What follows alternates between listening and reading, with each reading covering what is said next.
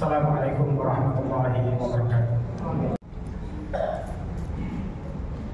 Innal hamdalillah nahmaduhu wa nasta'inuhu wa nastaghfiruh wa na'udzu billahi min shururi anfusina wa min sayyiati a'malina. May yahdihillahu fala mudilla lahu wa may yudlil falan tajida lahu waliyyan mursyida. Asyhadu an la ilaha illallah wahdahu la syarika lah wa asyhadu anna Muhammadan abduhu wa rasuluhu la nabiyya ba'd. Ya ayyuhalladzina amanu taqullaha haqqa tuqatih wa la tamutunna illa wa antum muslimun. Subhanaka la ilma lana illa ma 'allamtana innaka antal alimul hakim. Rabbi shrah li sadri wa yassir li amri wahlul 'uqdatam min lisani yafqahu qawli. Jemaah salat Jumat yang dimuliakan oleh Allah Subhanahu wa taala. Pertama, dan saya kira setiap saat pasti kita akan selalu melantunkan rasa syukur kepada Allah Subhanahu wa taala. Karena kita akui atau tidak, kita sadari atau tidak, setiap saat kita pasti merasakan banyak karunia dan nikmat dari Allah Subhanahu wa taala. Hanya orang-orang yang mungkin tertutup hatinya kalau sampai mengingkari bahwa kehidupannya selalu dikaruniai atau diliputi dengan rahmat Allah Subhanahu wa taala. Oleh karena itu, sebagai hamba yang tahu diri, sudah sepantasnya kalau kita terus bersyukur kepada Allah Subhanahu wa taala. Harapannya semakin banyak syukur kita kepada Allah, semakin banyak pula karunia yang Allah berikan ke kita. Seperti yang sudah dijanjikan oleh Allah Subhanahu wa taala dalam Al-Qur'an, la in syakartum la azidannakum wa la in kafartum inna 'adzabi lasyadid. Siapa yang mau bersyukur dengan tulus, maka Allah pasti berikan keberkahan. Tapi siapa yang coba-coba ingkar, maka hasilnya adalah siksa yang pedih dari Allah Subhanahu wa taala. Kemudian salam dan salawat kepada Rasulullah sallallahu alaihi wasallam sebagai sosok panutan, sebagai qudwah bagi siapa saja yang menginginkan kebahagiaan di dunia dan keselamatan di akhirat. Dan itu sudah menjadi janji dari Allah Subhanahu wa taala. Yuhibbukumullahu wa yaghfir lakum dzunubakum. Kalau kalian mengikuti sosok teladan Rasulullah sallallahu alaihi wasallam, maka kalian akan memperoleh cinta dari Allah Subhanahu wa taala dan dihapuskan semua kesalahan-kesalahan dan dosa yang pernah dilakukan. Kalau cinta kita sudah terima, lalu kesalahan sudah didapatkan, maka pasti ujungnya adalah keselamatan di akhirat kelak, insyaallah. Jamaah sekalian dimuliakan Allah Subhanahu wa taala. Profesor Dr. Saleh As-Sindi itu pernah menulis sebuah buku berjudul Marati Al-Wa'i. Buku ini ditulis oleh beliau khusus untuk membantah atau menyanggah berbagai macam propaganda pemikiran yang coba dihembuskan kepada kaum muslimin, yang tujuannya melemahkan keyakinan atau menumbuhkan keraguan minimal kepada sunnah Rasulullah SAW dan bahkan ujungnya sampai pada Al-Quran. Buku ini menarik karena sanggahan-sanggahannya itu tidak banyak mengungkap dalil, tetapi lebih banyak pada logika-logika sederhana. Sehingga tidak hanya orang yang bisa baca Quran yang bisa memahami buku itu, tetapi selama orang mau berpikir dengan jernih, maka insya Allah dengan mudah buku itu dipahami.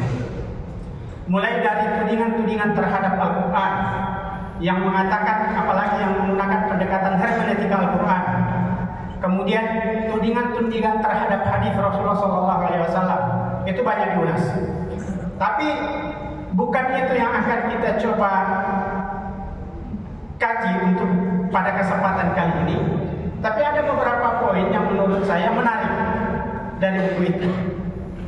Di antaranya yang pertama adalah bahwa fenomena di kehidupan kita saat ini terjadi yang namanya banjir informasi. Ya. Sebenarnya informasi yang banyak itu tidak serta-merta, dia sifatnya netral. Dia tidak serta-merta dihukumi negatif atau positif. Karena tergantung pada informasi yang kita terima.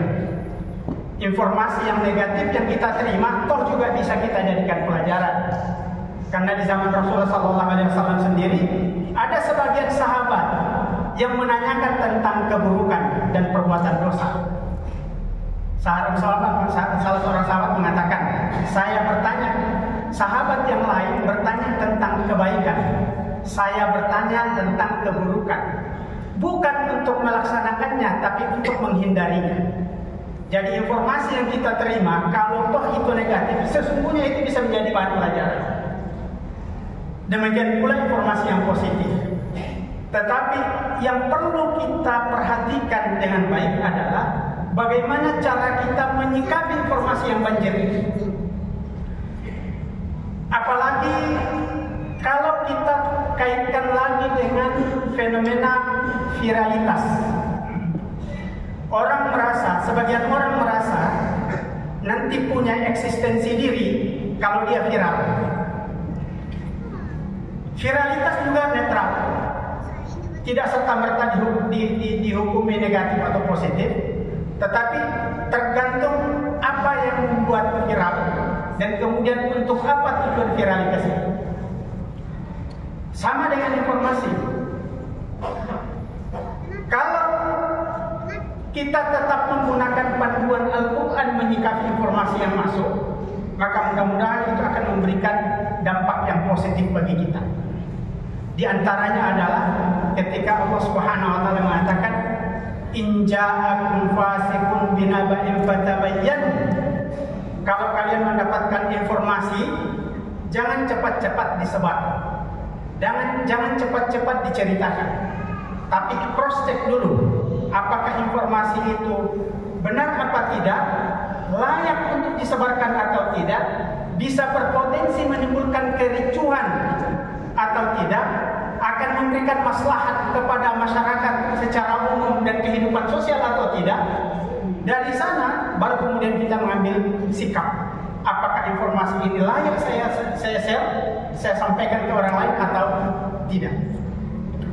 Banjir informasi selain berpotensi, kalau disikapi dengan keliru, selain berpotensi menjebak pada terkena kasus hukum, juga berpotensi melanggar syariat Allah Subhanahu wa taala. Oleh karena itu, saya kira kita semua pasti paham dan sadar dan mampu mengambil sikap yang bijak dan arif terhadap bagaimana menyikapi banjir informasi yang ada saat ini. Itu fenomena yang pertama. Fenomena yang kedua adalah budaya instan yang sudah mulai mendominasi dalam kehidupan. Lagi-lagi budaya instan, karena ini adalah fenomena sosial kehidupan, tidak serta-merta dihukumi sebagai sesuatu yang negatif atau yang positif.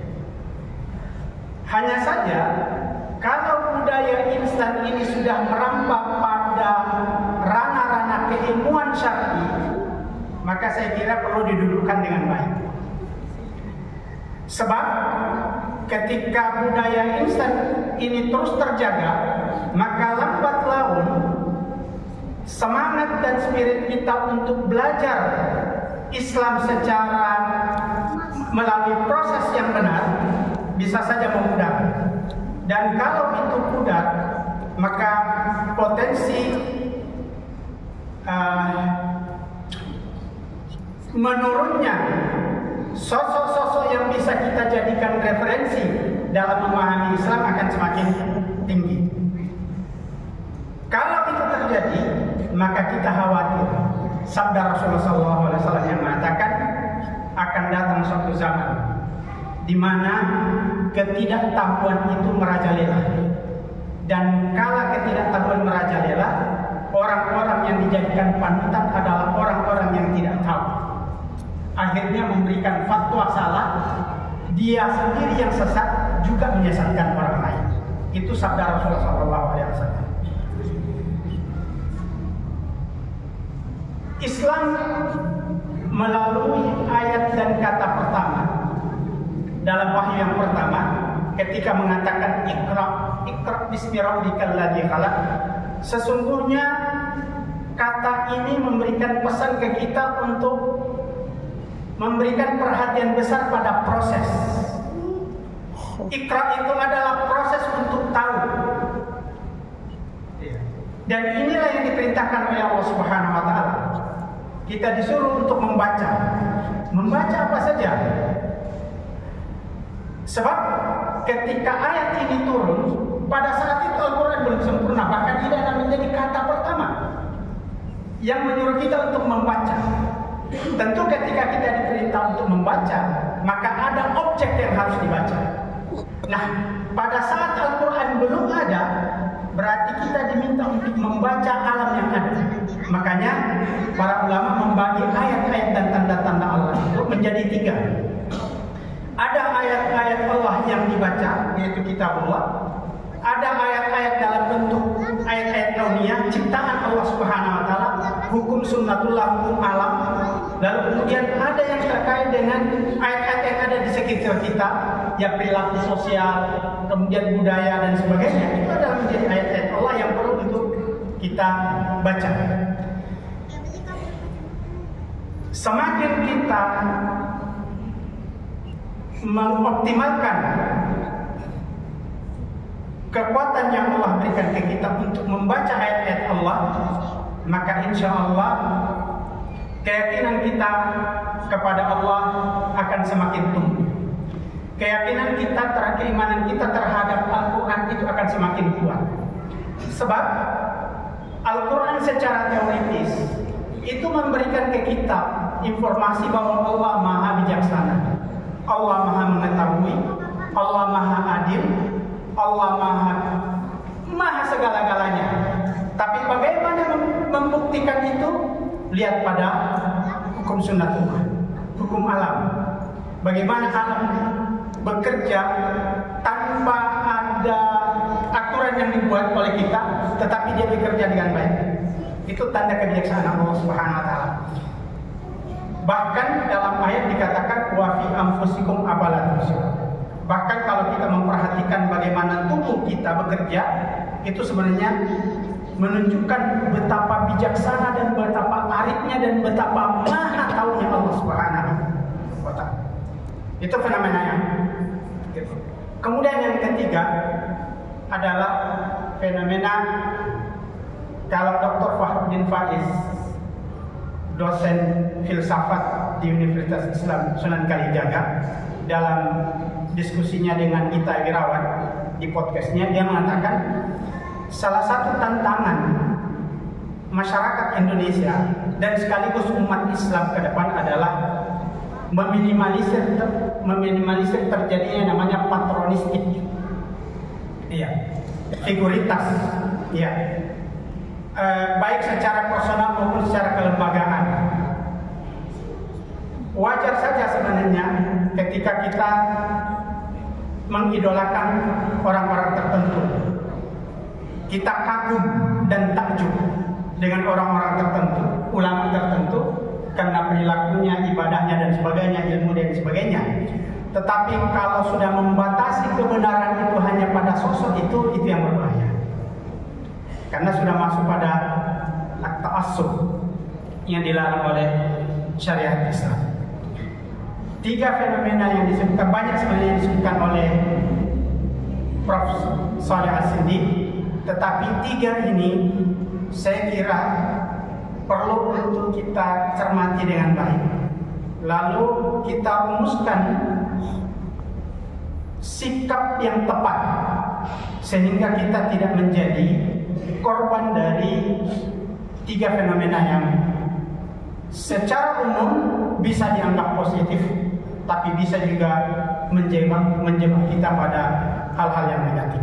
Mudah-mudahan Allah Subhanahu wa taala selalu membimbing kita bersama, sehingga apapun yang kita hadapi, yang kita jalani, selalu di bawah bimbingan Allah Subhanahu wa taala. Karena wa ma kunna linahtadiya laula an hadana Allah. Kalau bukan karena Allah, maka kita tidak bisa apa-apa. Allahus Samad, Allah tempat kita bergantung. Apapun yang kita inginkan, apapun yang kita harapkan, maka selalulah meminta kepada Allah Subhanahu wa taala. Aqulu qouli hadza wa astaghfirullah li wa lakum wa li sa'iril muslimina wal muslimati min kulli dhanb fastaghfiruhu innahu huwal ghafurur rahim.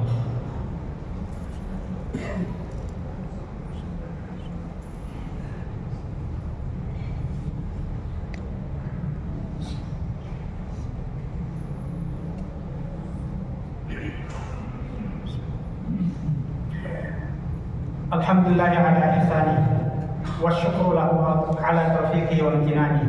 Asyhadu an la ilaha illallah wahdahu la syarika lah ta'ziman li sya'ni wa asyhadu anna Muhammadan abduhu wa rasuluhu ad-da'i ila ridwani. Salawatullahi wa salamuhu alaihi wa ala alihi wa man tabi'ahum bi ihsanin ila yaumiddin. Jamaah sekalian yang dimuliakan Allah Subhanahu wa taala, tentu setiap saat kita akan terus berusaha untuk meningkatkan keimanan dan ketakwaan kepada Allah Subhanahu wa taala. Nah, dalam kaitannya dengan ini, mungkin perkataan Ibnu Qayyim al-Jauziyah patut untuk kita renungi bersama. Suatu ketika Ibnu Qayyim menyebutkan bahwa saya sangat heran melihat 6 hal yang terjadi pada manusia. Yang pertama, beliau mengatakan, saya heran manusia mengakui dan sadar bahwa yang menciptakannya itu adalah Allah Subhanahu wa taala. Yang memberikan karunia kepadanya adalah Allah Subhanahu wa taala. Yang menjaga, mengontrol, melindungi dia adalah Allah Subhanahu wa taala. Namun seringkali dia lebih patuh pada selain Allah daripada kepada Allah Subhanahu wa taala.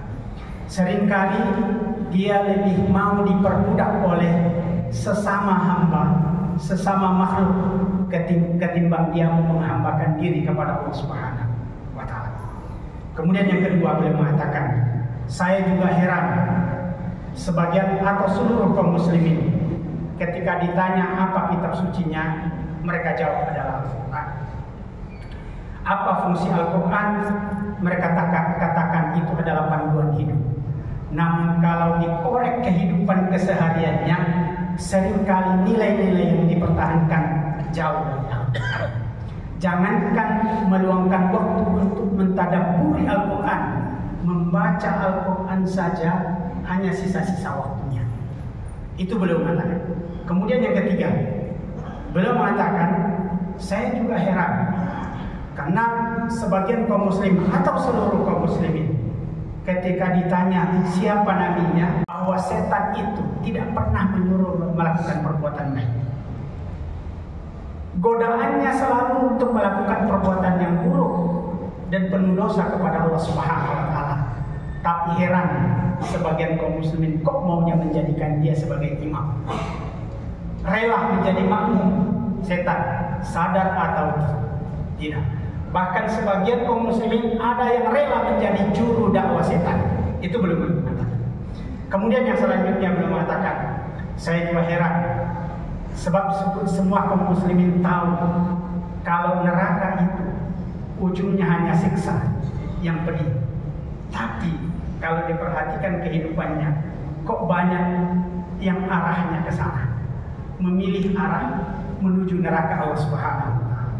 Kemudian yang terakhir beliau mengatakan, saya juga heran melihat sebagian kaum muslimin, mereka tahu kalau surga itu, atau mereka mengklaim diri sedang berusaha untuk masuk ke dalam surga dan yakin bahwa surga isinya hanyalah kenikmatan.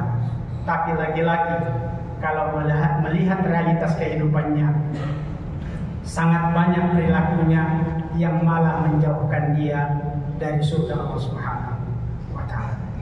Mungkin 6 pesan secara tidak langsung yang disampaikan oleh Ibnu Qayyim bisa kita terus renungi, selami, mudah-mudahan lambat laun menumbuhkan dan menguatkan kesadaran yang sudah ada dalam diri kita, sehingga ketika kita berjumpa dengan Allah, kita menjadi orang-orang yang tersenyum berjumpa dengan Allah, sebagaimana yang disebutkan oleh Amru Khalid dalam utaibnya kecil, matilah sambil tersenyum.